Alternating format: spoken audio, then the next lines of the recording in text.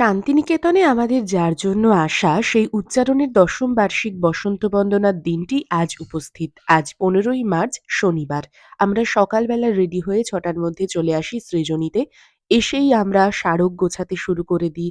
তারপর নানান কাজ যেমন বৌদি আমাদের আবির দিয়ে দিচ্ছিল, এদিকে আমরা স্মারক পুরোপুরি গোছাচ্ছিলাম।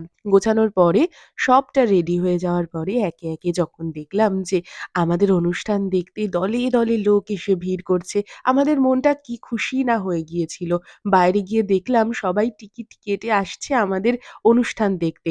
এদিকে বৌদি যারা আসছিল তাদের সব্বাইকে আবির দিয়ে দিচ্ছিল। আর আমরা ওদিকে স্মারক, টিফিন এগুলো সব রেডি করছিলাম। দেখতে, দেখতে অনুষ্ঠান শুরু হয়ে গেল। সুলগ্নাদি অ্যাঙ্কারিং করছিল। আর সেই সঙ্গে আমাদের যারা বিশিষ্ট অতিথি ছিলেন তারাও এসে উপস্থিত হয়েছিলেন। এবছরের ১০ম বার্ষিক বসন্ত বন্দনা আমার কাছে একটু বেশি বিশেষ। কারণ আমার কণ্ঠশিল্প সেখানে আমন্ত্রিত ছিল। ওরা এবারে ১ম শান্তিনিকেতনে গেল। আমার তো খুবই আনন্দ হয়েছে। কারণ আমার দল শান্তিনিকেতনে ১ম অনুষ্ঠান করবে। তো আমাদের অনুষ্ঠানের পরে একে, একে সকলেরই অনুষ্ঠান আমরা দেখি, উপভোগ করি, বিশিষ্টজনের বক্তব্য শুনি। এরপরে স্মারক প্রদান করা হয় সকল শিল্পীকে। সেই সঙ্গে টিফিন দেওয়াও চলে। টিফিনে ছিল শণপাপড়ি, কবিতা পাঠ আর গানের পরেই ছিল নৃত্যানুষ্ঠান।